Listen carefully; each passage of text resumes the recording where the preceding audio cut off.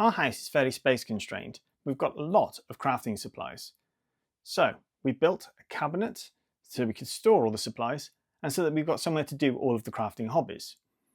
We'll go over the design of the cabinet, the build of the cabinet, and what worked and what didn't. Let's get started. So this room doesn't have an awful lot of space, as you can probably tell.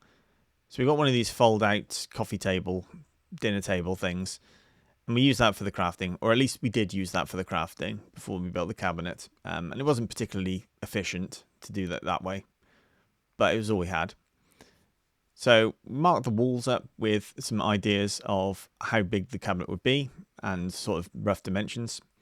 And then over to Fusion, we CAD'd the model, added the walls, added the cabinets. We get an idea of the space that it was going to take up. So here we can see without the walls for the cabinet, to give you an idea of what the whole thing looks like.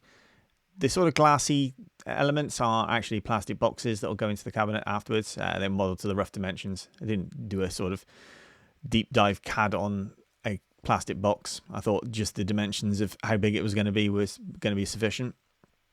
You can see in the table there are a couple of hinges and a little port at the back for where the cables are going to go through. So notice in the CAD that there's no legs. So these were a bit of an afterthought. I knew that I wanted the desk to fold out flat, but wasn't exactly sure on the legs design. So those were done post-CAD.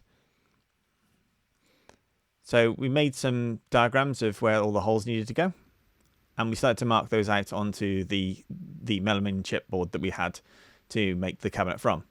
So using a bit of masking tape and a pencil, just marked out where all the holes needed to go. We also created these 3D printed jigs to allow us to line the holes correctly on the edges of the boards. This is so that the dowel holes would have somewhere to align to that was consistent across all the different boards. And here you can see is how the dowel goes into the board on the edges. This had to be rinsed and repeated for 10 boards, as there's 10 different shelves in the cabinet. So this became a bit of a production line. Also created a jig for the middle hole. This is actually a smaller one, a 4mm hole. This is because there's two dowels and then there's a screw that goes through the middle. This is it with all the different dowel holes put into the board. And countersunk the other side so that the heads would be flush with the outside of the cabinet. The wall this is going against has got skirting boards, so I'll need to cut a recess in the bottom of the boards to allow for it. And here we are putting the cabinet together from all the pieces that have now been drilled and cut appropriately. This actually takes a little while to do. So construct the one side and construct the other side, fit the back, fit the top. Most of the parts are lined first time, which was kind of fortunate. The back, not so much. There was one hole that wasn't quite aligned where it should be. Had to be taken out, re-drilled, put back in again. There's no footage of that, unfortunately. That was just done off camera. So this is the front shutter part. This is the part that the LED light strips will go underneath when the cabinet's finally constructed. This actually was quite awkward. There was a couple of screws in the back of the cabinet that needed you to put your arm right the way through the cabinet to screw them in. In hindsight, probably should have designed that to be easier to construct, but there you go. And lifting it up and getting it into position. This isn't the lightest thing in the world when it's finally assembled. But here we are, with it in its final position.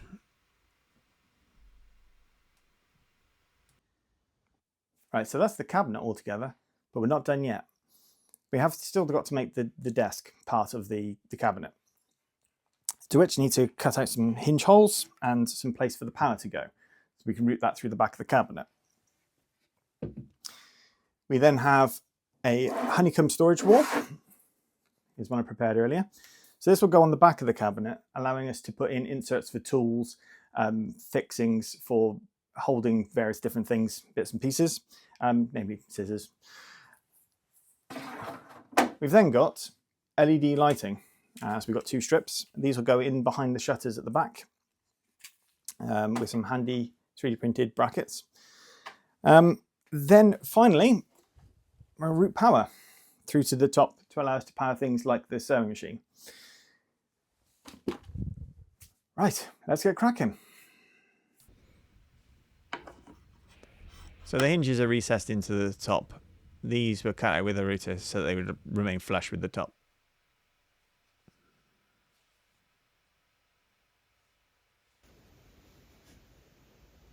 Here I am just positioning up the honeycomb wall for where it's going to fit into the cabinet.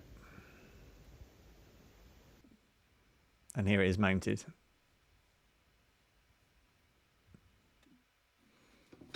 So this recess in the back of the cabinet is where all the plugs will go through. This is to allow this to be a bit tidier, a bit neater. And so you don't see a great big hole in the back of the cabinet.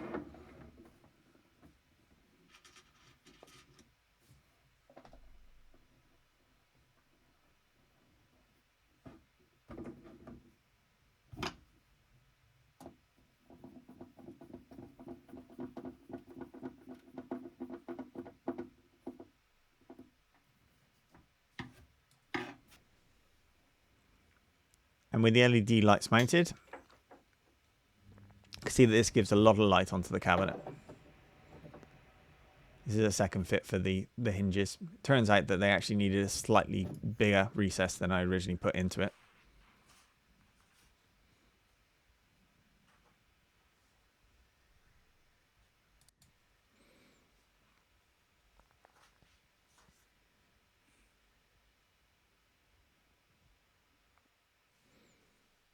And here you can see that the desk folds up. And it's actually 2 magnets on the side of the cabinet. This is to fold it away for when not in use.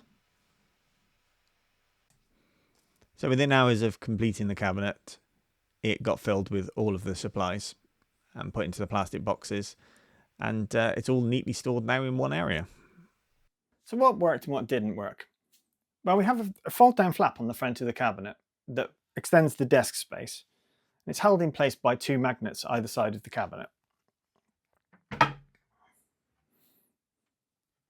It folds down onto these 2 legs.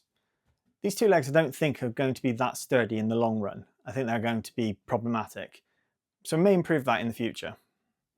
The other item that we were going to do with the cabinet was have a second shelf above the main shelf with extra storage in. But I'm going to rework that. I have some ideas as to what I want to do there. I may do a follow-up video in the future when that's been modified and changed.